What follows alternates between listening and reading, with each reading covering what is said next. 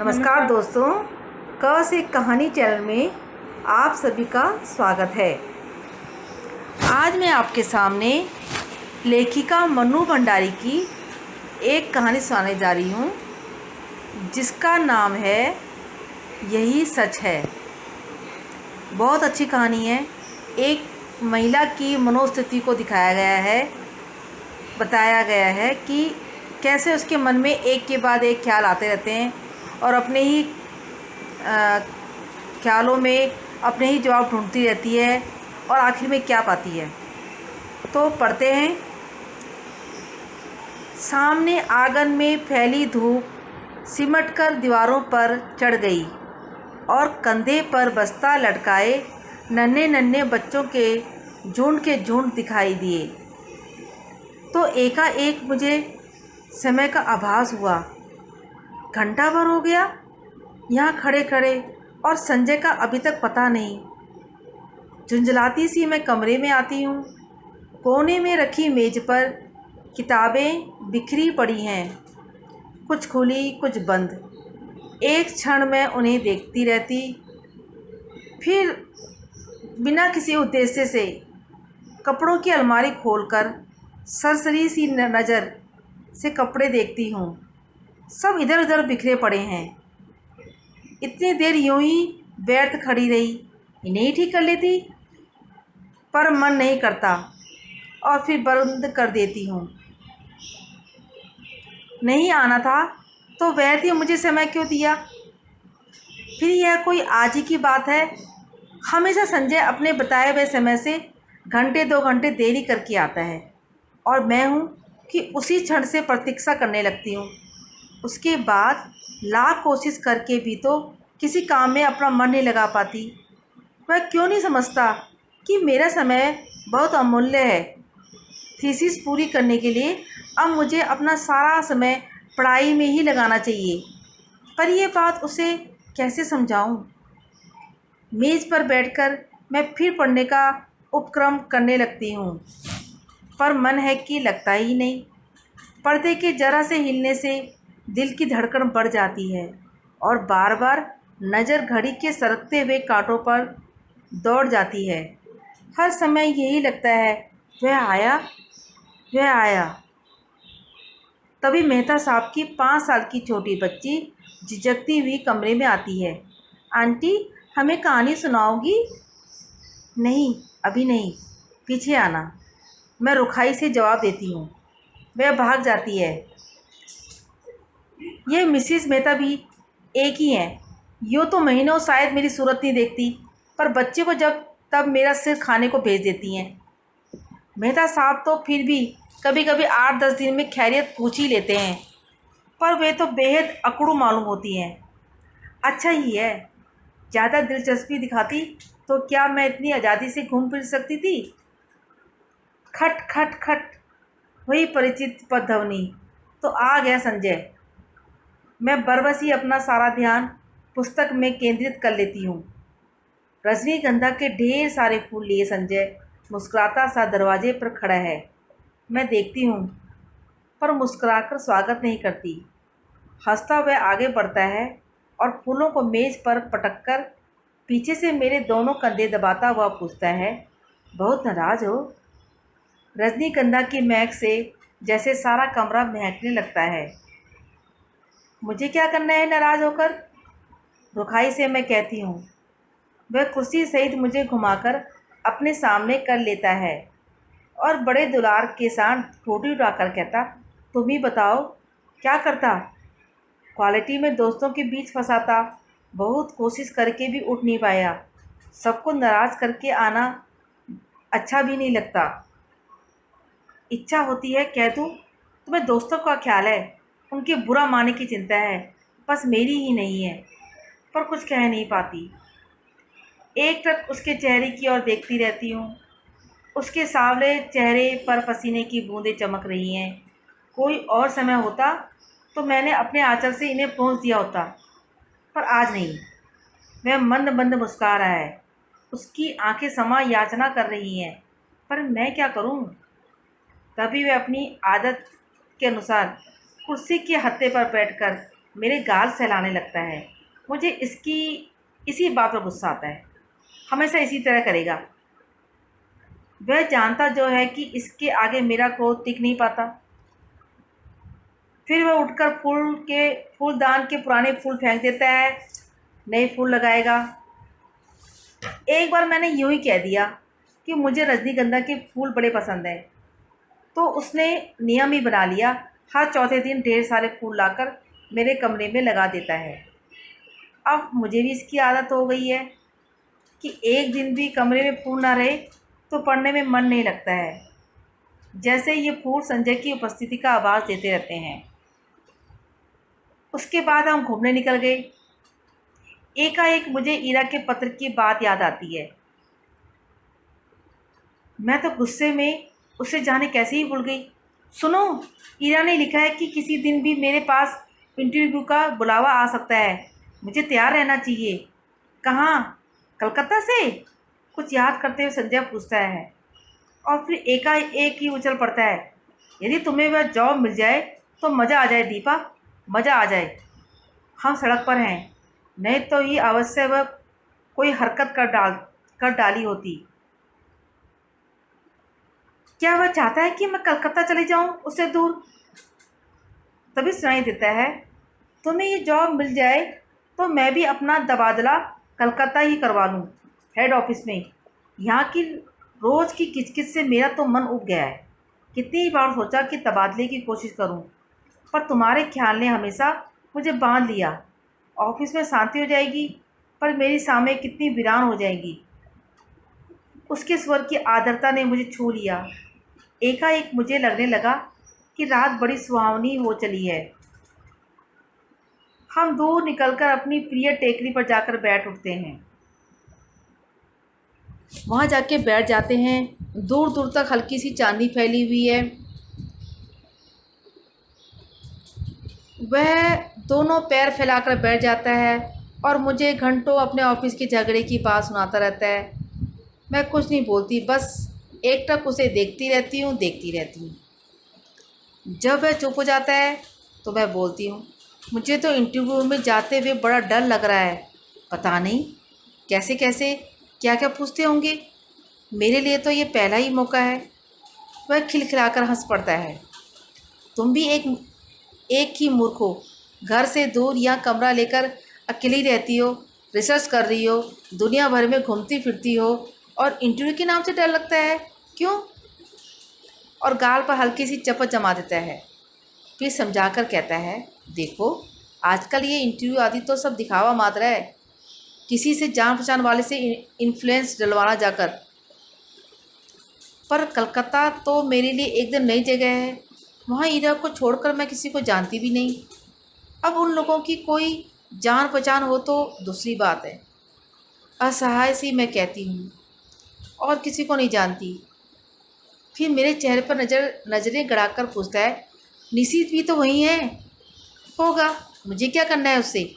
मैं एकदम ही भन्नाकर जवाब देती हूँ, पता नहीं क्यों मुझे लग ही रहा था कि अब ये यही बात कहेगा। कुछ नहीं करना, वह छेड़ने के लहजे से में कहता है। और मैं भभक पड़ती हूँ। देखो संजय, मैं 1000 बार तुमसे कह चुकी हूँ कि उसे लेकर मुझसे मजाक मत किया करो। मुझे इस तरह का मजाक ज़रा भी पसंद नहीं है। वह खिलखिलाकर हंस पड़ता है, पर मेरा तो मूड ही ख़राब हो जाता है। हम लौट जाते हैं। वह मुझे खुश करने के इरादे से मेरे कंधे पर हाथ रख देता है। मैं झपट कर हाथ हटा देती हूँ। क्या कर रहे हो? कोई देख लेगा तो क्या कहेगा? कौन है जो यहाँ देख लेगा? देख लेगा और देख ले, आप ही उड़ेगा। नहीं, हमें पसंद नहीं है ये बेशर्मी। और सच ही मुझे रास्ते में ऐसी हरकतें पसंद नहीं है, चाहे रास्ता निर्जन ही क्यों ना हो। कमरे में लौटकर मैं उसे बैठने को कहती हूँ, पर वह बैठता नहीं है। यह भी जैसे उसका रोज़ का नियम है। वह चला जाता है। मैं बाहर बालकनी में निकलकर उसे देखती रहती हूँ। उसका आकार छोटा होते होते सड़क के मोड़ पर जाकर लुप्त हो जाता है। मैं उधर ही देखती रहती हूँ, निरुद्देश से, खोई खोई सी। फिर आकर पढ़ने बैठ जाती हूँ। रात में सोती हूँ तो देर तक मेरी आंखें मेज़ पर लगे रजनीगंधा के फूलों को ही निहारती रहती है। जाने क्यों अक्सर मुझे भ्रम हो जाता है कि ये फूल नहीं है, मानो संजय की अनेकानेक आंखें हैं जो मुझे देख रही हैं, सहला रही हैं, दुलरा रही हैं। और मैं अपने को यूं असंख्य आंखों से निरंतर देखे जाने की कल्पना से ही मैं लजा जाती हूँ। एक बार संजय को मैंने यह बात बताई थी। वो खूब हंसा, फिर मेरे गालों को सहलाते हुए कहा कि मैं पागल हूँ, निरी मूर्ख हूँ। कौन जाने, शायद उसका कहना ही ठीक हो, शायद मैं पागल ही हूँ।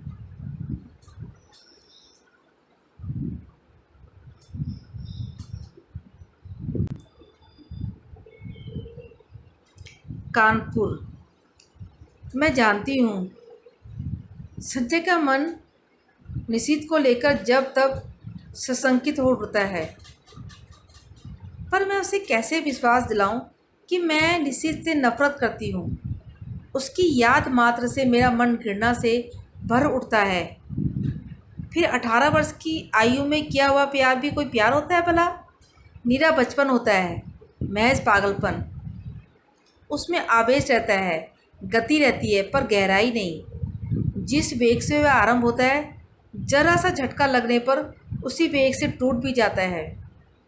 और उसके बाद आहों, आंसुओं और सिसकियों का एक दौर, सारी दुनिया की निसारता और आत्महत्या के अनेकानेक संकल्प, और फिर एक तीखी घृणा। जैसे ही जीवन को दूसरा आधार मिल जाता है, उन सबको भूलने में एक दिन भी नहीं लगता। फिर तो यह वह सब ऐसी बेवकूफ़ी लगती है जिस पर घंटों हंसने की तबीयत होती है। तब एकाएक ही इस बात का एहसास होता है कि ये सारे आंसू, ये सारी आहें उस प्रेमी के लिए नहीं थी। तभी तो संजय को पाते ही मैं निशित को भूल गई। मेरे आंसू हंसी में बदल गए।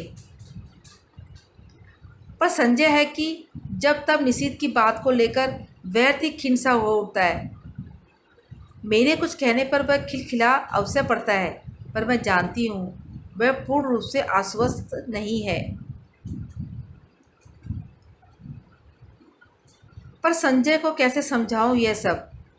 कैसे उसे समझाऊं कि निशित ने मेरा अपमान किया है, ऐसा अपमान जिसकी कचोट से मैं आज भी तिलमिला जाती हूँ। संबंध तोड़ने से पहले एक बार तो उसने मुझे बताया होता कि आखिर मैंने ऐसा कौन सा अपराध कर डाला था जिसके कारण उसने मुझे इतना कठोर दंड दे डाला। सारी दुनिया की भर्त्सना, तिरस्कार, परिहास और दया का विष मुझे पीना पड़ा। विश्वासघाती, नीच कहीं का। और संजय सोचता है कि आज भी मेरे मन में उसके लिए कोई कोमल स्थान है। छी, मैं उससे नफरत करती हूँ। और सच पूछो तो अपने को भाग्यशालिनी समझती हूँ कि मैं एक ऐसे व्यक्ति के चुंगल में फंसने से बच गई जिसके लिए प्रेम महज एक खिलवाड़ है। संजय, यह तो सोचो कि यदि ऐसी कोई बात भी होती तो क्या मैं तुम्हारे आगे, तुम्हारी हर उचित अनुचित चेष्टा के आगे यूँ आत्मसमर्पण करती? क्या केवल इसलिए नहीं कि मैं तुम्हें प्यार करती हूँ, बहुत बहुत प्यार करती हूँ। विश्वास करो संजय, तुम्हारा मेरा प्यार ही सच है।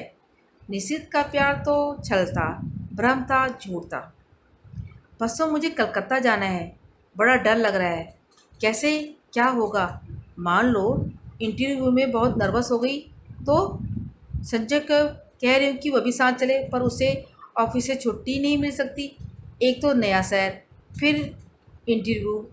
अपना कोई साथ होता तो बड़ा सहारा मिल जाता। मैं कमरा लेकर अकेले रहती हूँ, यूँ अकेले घूम फिर भी लेती हूँ। तो संजय सोचता है मुझ में बड़ी हिम्मत है, पर सच बड़ा डर लग रहा है।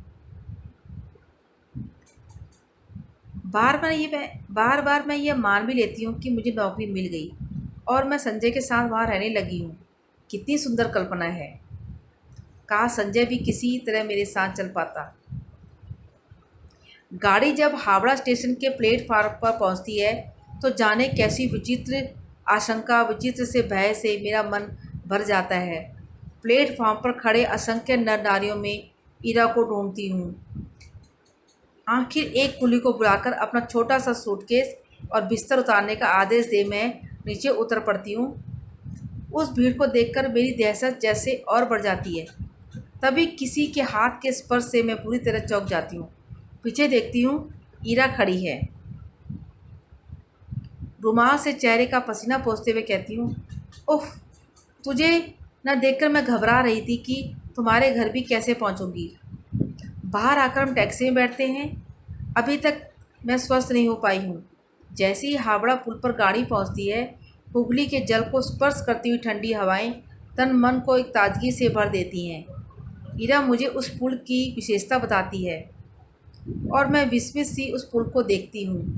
दूर दूर तक फैले हुगली के विस्तार को देखती हूँ। उसकी छाती पर खड़ी और विहार करती अनेक नौकाओं को देखती हूँ और बड़े बड़े जहाज़ों को देखती हूँ। कहाँ पटना और कानपुर और कहाँ ये कलकत्ता। मैंने तो आज तक कभी बहुत बड़े शहर देखे ही नहीं। सारी भीड़ को चीर कर हम रेड रोड पर आ जाते हैं। चौड़ी शांत सड़क, मेरे दोनों ओर लंबे चौड़े खुले मैदान।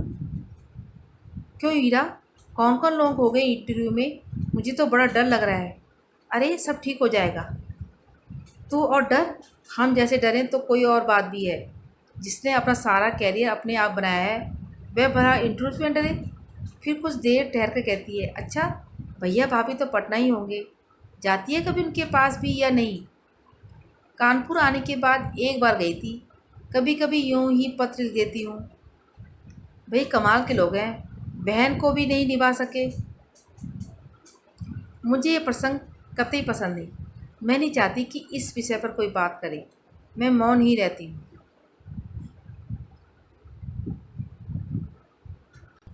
तो दोस्तों, ये कहानी मैं यहीं समाप्त करती हूँ। इसका अगला पार्ट आपको आने वाले अगले ब्लॉग में मिलेगा। तो क्या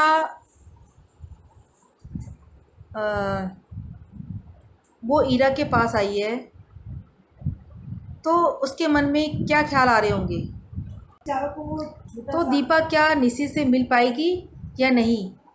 क्या वो सचमुच उससे घृणा करती है, ये नफ़रत करती है, या क्या उसका पहला प्यार ही जो सोचती है कि मैंने उसे भुला दिया है? अक्सर ऐसा होता है कि हम जिस चीज़ से नफ़रत करते हैं उसी चीज़ को हम बेहद पसंद भी करते हैं, क्योंकि तभी तो हमने उसको अपनी यादों में ज़िंदा रखा हुआ है, चाहे नफ़रत के सहारे ही। तो देखते हैं आगे आने वाली कहानी में क्या होगा। उससे क्या मिल पाएगी? क्या संजय को वो भूल जाएगी? क्या वो कलकत्ता में ही रहेगी? तो ये अगले पार्ट में हम आपको बताएंगे। तब तक के लिए धन्यवाद।